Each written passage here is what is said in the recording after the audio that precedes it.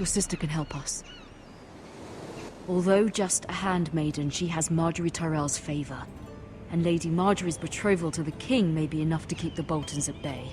If it's presented to her as it should be.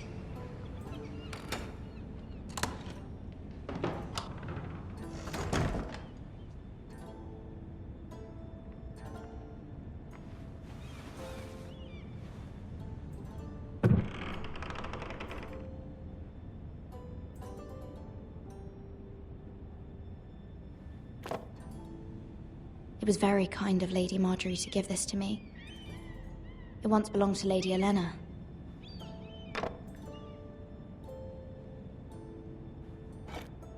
Ethan made this for me.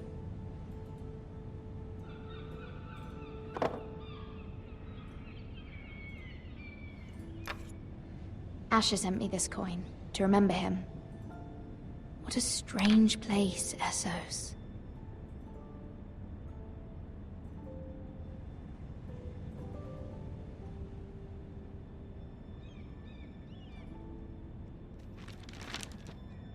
Father.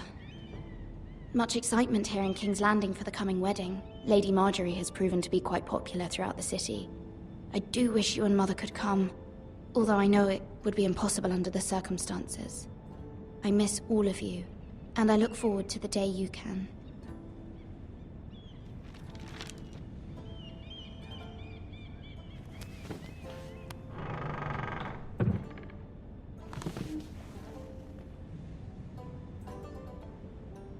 Wonders Made by Man, by Lomas Longstrider. A gift from Roderick. I hope to see them all someday.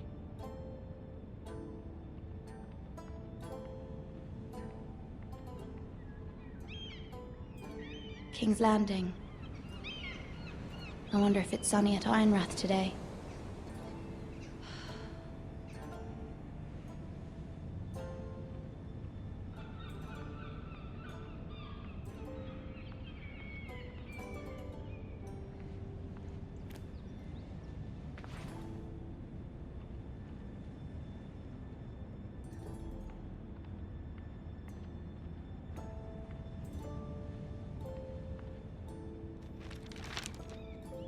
It troubles me to even ask this of you, but you must appeal to Lady Marjorie to intervene on our behalf. She is our best hope, and can be a powerful ally, especially now when your family so desperately needs her help.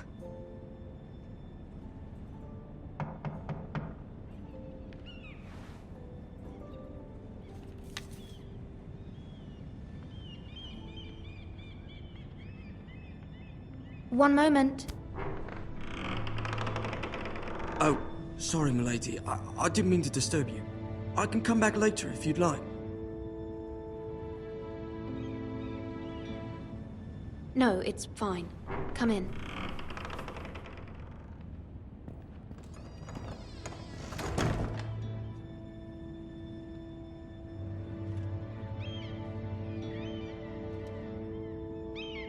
Begging your pardon, milady, but you all right?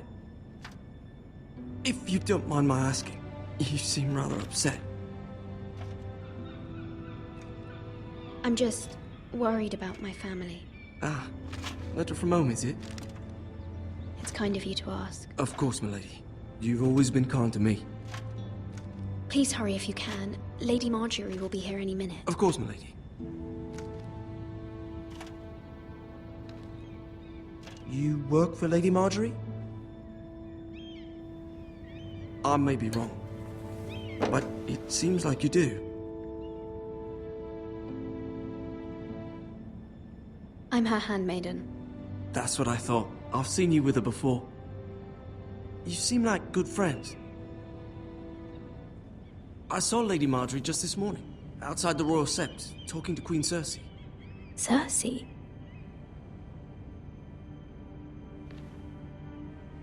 They appeared to be having some sort of disagreement. I couldn't hear much, but it was definitely an argument. Why are you telling me this? I heard them arguing about House Forrester and... House Forrester?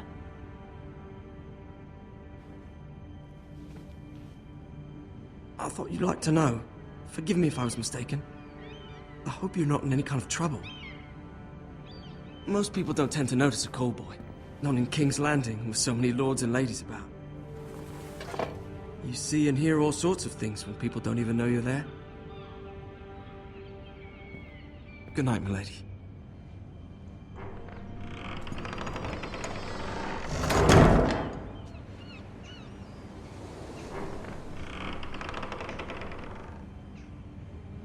Lady Marjorie, you're early. I was hoping there would be time for us to talk. Come, there's something we must discuss.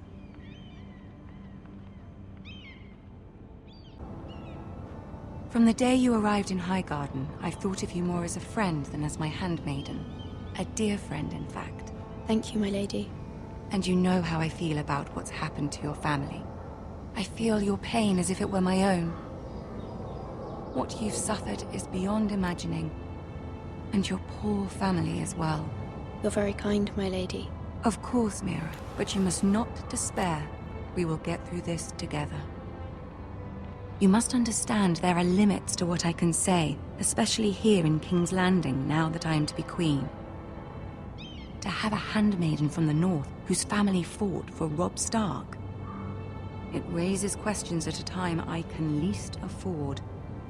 Cersei herself cornered me this morning outside the Royal Sept. She mentioned the northern girl in my service, and she painted you a traitor. She was very pleased with herself. Her face was full of mirth as she said it. What does she intend to do? She intends to make you miserable, knowing that will make me miserable as well. She demands an audience. She wants an apology of some sort. For what, I don't know, but she's waiting for us now, and I promised I would bring you to her. I wouldn't ask this of you if it were not important. I cannot afford any conflict with Cersei with the wedding so near. I cannot apologize, my lady. I'm not a traitor. I know you're not, but you must find a way to appease her. Humor her. Tell her what she wants to hear. See if the Queen Regent is ready to receive us.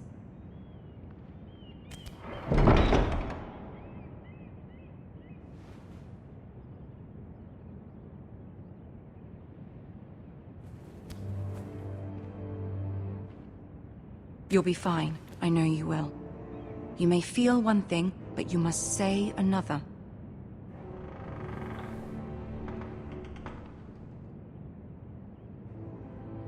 Good luck.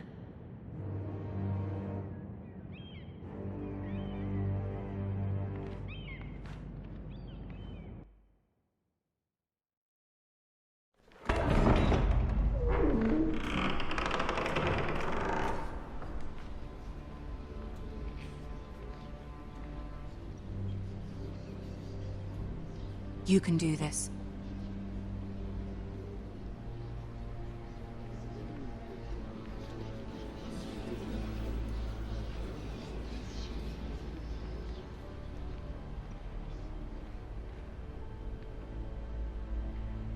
Ah, Lady Marjorie.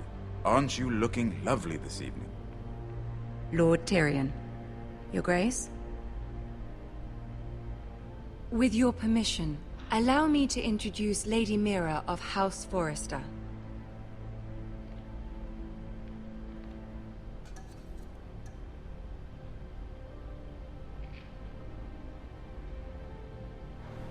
Your Grace. The girl knows her courtesies. Impressive. You may rise. House Forrester is a northern house loyal to the king. Are they? I beg your pardon, Your Grace. I wasn't talking to you. I want to hear from the girl. Is your family loyal to the king? Perhaps you should ask the new Lord Forrester. He's not here, is he? She is. The girl can speak for her house. Joffrey is the one true king, Your Grace. And yet, for centuries the Forresters have been loyal bannermen to House Stark. A house of traitors.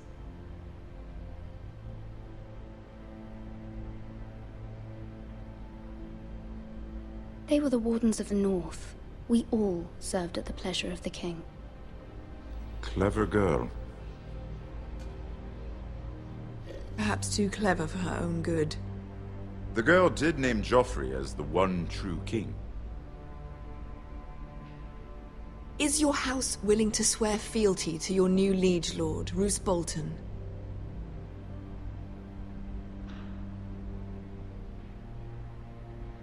Yes, Your Grace. Absolutely. I see. Despite the fact Roose Bolton allied with Walder Frey. If it was me, I'd find it difficult to so quickly forgive the men who killed my father. Old allegiances are not easily abandoned. But now that the war is over, we must look to rebuild and forge new alliances. There are ships and shields to be built, and Joffrey will need a steady supply of ironwood for his armies. I'm told there are others who would happily serve that purpose, but I trust we can rely on House Forrester. Forster Ironwood does seem rather unique. To our mutual benefit, Your Grace. And at the pleasure of your king. It would be a shame to see it fall into the hands of another house. I imagine you'd do almost anything to prevent that from happening, wouldn't you? Ask any Lannister, and they'd do whatever was necessary to save Casterly Rock. It would be unfortunate to see another house lay claim to what's yours. There are limits, Your Grace. Perhaps, but not if your house faces potential ruin. What would you have the girl do, Cersei? It's not as if she fought beside the Starks, wielding a battle axe for the Northern Army. It raises an interesting question, I suppose. Can we truly blame those who end up on the wrong side of the war? Our dear Marjorie here was betrothed to Renly Baratheon on the false assumption that he would one day rule the Seven Kingdoms. Can we fault her for her mistake?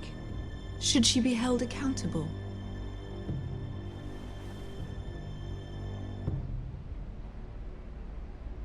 She was just following her heart, Your Grace. And the very same heart so quickly led her to my son. If there's a point to this, I hope you find it quickly. Loyalty can be such a hard thing to define. This city alone is filled with all sorts of ambitious opportunists looking to reinvent themselves, pretending to be something they're not. Who knows what lurks within their hearts? You are a girl from the north, here in service to Lady Marjorie. One can only assume her interests are yours. Yet loyalty to a king, that must be absolute, beyond question.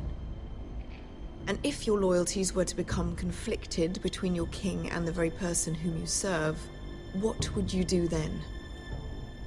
I'm sure she would... Let the girl answer the question. Go on. I would be true to the king, Your Grace. Well said. I was beginning to worry you didn't have your priorities straight. She is a threat to the crown, isn't she? The most dangerous handmaiden in all of King's Landing. My sense is this girl will say almost anything to get what she wants. Which is not very encouraging. I'd like a word with you, if I may. Of course, Your Grace.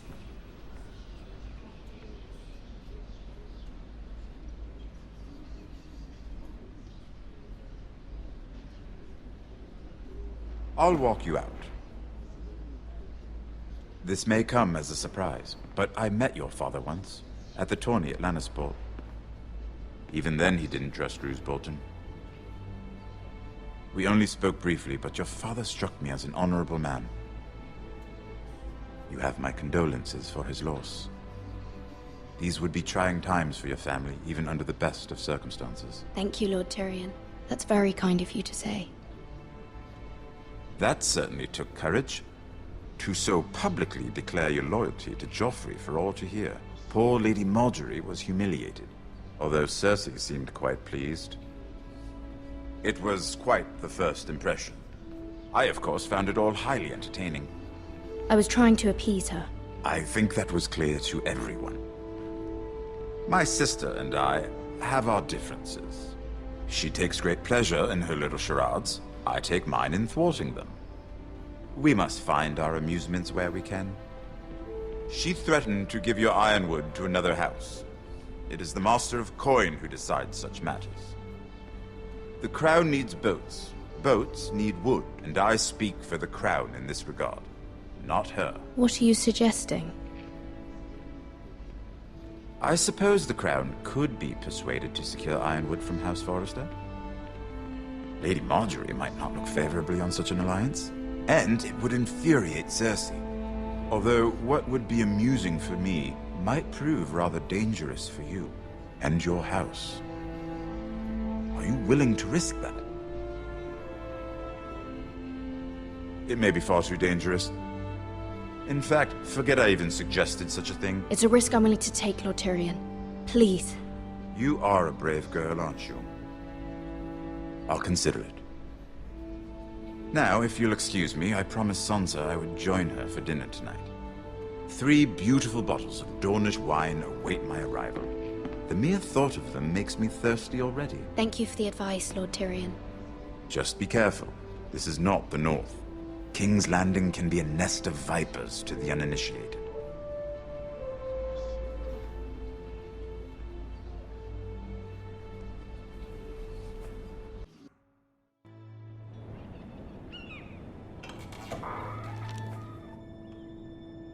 Mira, I was worried. How was it? Cersei has a way of looking at you as though you're nothing. It's more than a little intimidating. It didn't go very well. I'm sorry. Cersei is known for being rather difficult. But at least it's over now. Lady Marjorie has spent the entire day working on seating arrangements for the wedding. Of course, you and I are seated way at the back, here with the 4th cousins and the 9th-born sons. Ah, Sir Jaime. I wouldn't mind tarnishing that white cloak of his. Sarah! What? It's true. And Oberyn Martell, the Red Viper. I'm told he has a paramour, which I doubt is Dornish for wife. Put it back. We're just having a bit of fun. That's probably for the best. I've heard he's a bit perverse. Perhaps Lady Marjorie could make the right introductions. Who knows? We might meet our future husbands. Although, marrying a king, I can only imagine what that would be like. Would you marry Joffrey if it meant you'd become queen? He does have a certain look about him, and he's always treated Lady Marjorie well. Which is more than you can say for his mother. I don't want to be queen, no matter who I'd have to marry. Don't want to be queen? You northerners. You'd make a perfect scepter. Well, I would marry him. Imagine the power you would have as Queen of the 7 Kingdoms. I might even allow you to be my handmaiden. Let's see, who else should we marry off? Brienne of Tarth and Tyrion Lannister. What a perfect match! Sir Bronn and... What are you doing?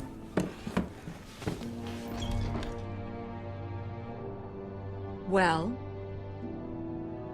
Sarah? I'm sorry, my lady. As am I. We shouldn't have been messing about. This is not a game. It's a battle plan. Allies and enemies can be made with every move. Yet they say it is men who are powerful. The Queen was pleased by your display, Mira. I'm just glad it's over. King's Landing can be exhausting sometimes. There's always someone to please or some perceived slight to smooth over. I fear it will only get worse when I am queen. Once they know your true heart, the lords and ladies will have no choice but to love you. Do you agree?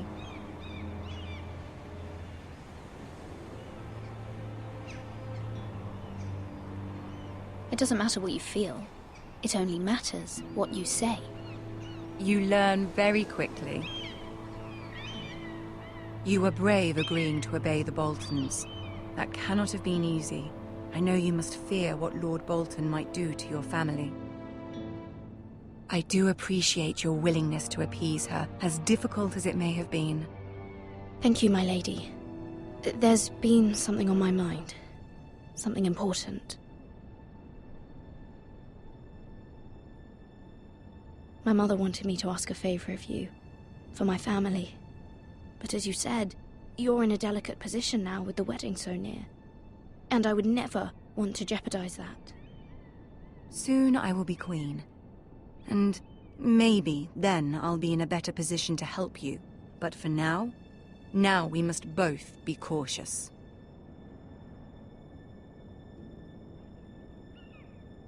My family is strong, my lady. Don't let it trouble you. I know they will find a way to prevail.